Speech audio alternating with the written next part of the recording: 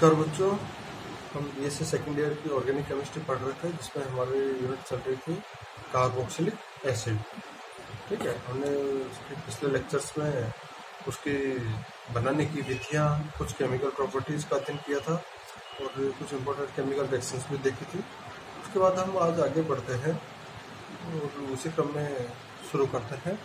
जो कार्बोक्सिलिक अम्ल का जो COH समूह है उसके कार्बोनिल समूह की अभिक्रिया है, कौन सी अभिक्रिया दर्शाता है उसको समझते हैं।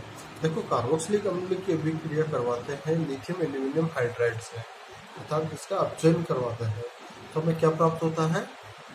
एल्कोहल प्राप्त होता है। ठीक है, अब देखो यहाँ पर एक चीज समझने वाली बात यह है कि जो लिथियम एल्यूमिनियम हाइड्राइड है उसका नेचर है या उसके कैरेक्टर मानो या कुछ भी कहें कि ये कार्बोक्सिलिक अम्ल को किस में बदलता है? एल्कोहल में बदलता है। ये एल्डिहाइड कीटोन होगा तो उसे भी किस में बदलेगा? एल्कोहल में बदलेगा।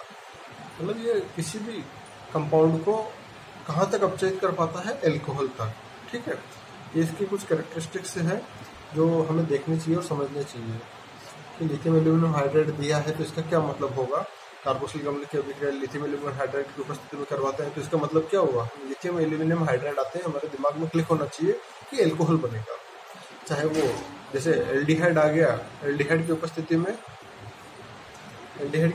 क्या होगा? वापस लिथियम एल्यूमिनियम हाइड्राइड से क्रिया करवाते हैं तो हमें क्या प्राप्त होगा? एल्कोहल प्राप्त होगा।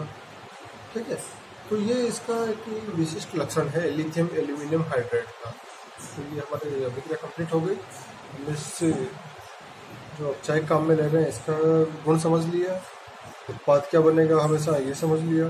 चलो आगे बढ़ते हैं। अब देखते हैं पूरे COH ग्रुप है उसकी रिएक्शंस कैसे होती है।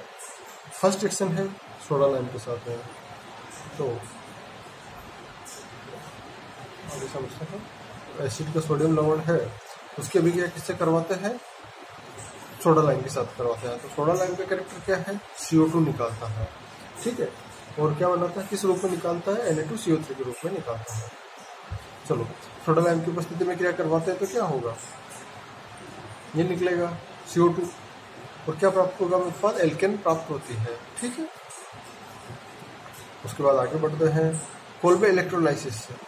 कोल्बे इलेक्ट्रोलाइसिस के जब इस अभिक्रिया को संपन्न करवाया जाता है तो दो मॉलिक्यूल काम में आते हैं और ये क्या होता है? यहाँ से टूटता है ये मॉलिक्यूल तो हमें क्या प्राप्त होता है?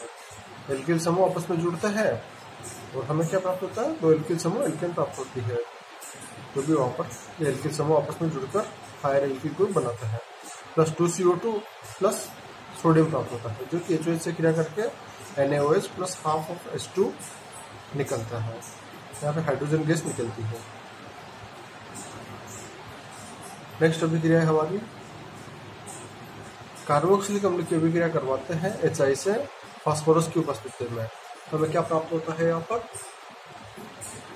एल्केन प्राप्त होता है। ठीक है, अब देखो एक कैरेक्टर तो हमने ऊपर देखा था, लिथियम एल्यूमिनियम हाइड्राइड की उपस्थिति में कार्बोक्सिलिक अम्ल की अभिक्रिया करवाते हैं तो हमें क्या प्राप्त हो रहा था? एल्कोहल।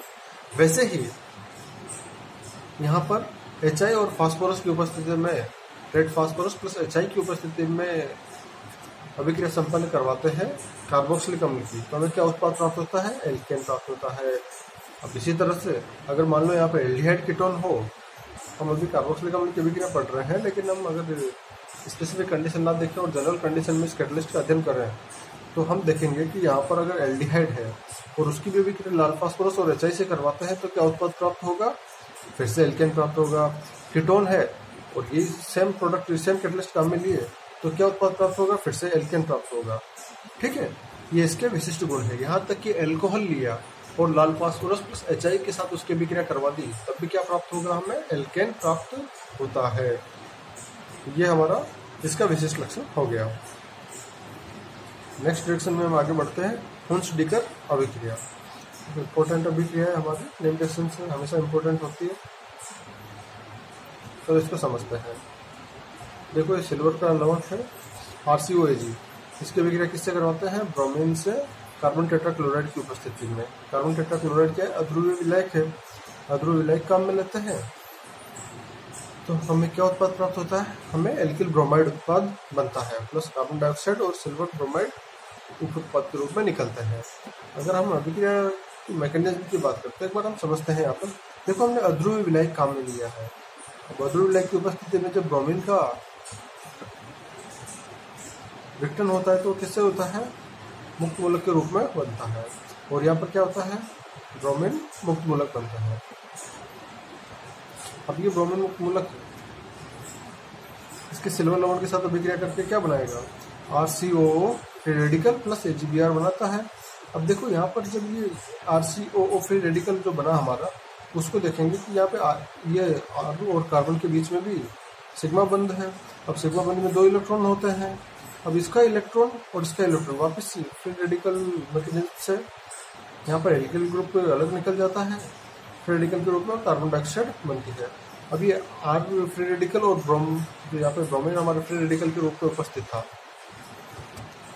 देखते हैं,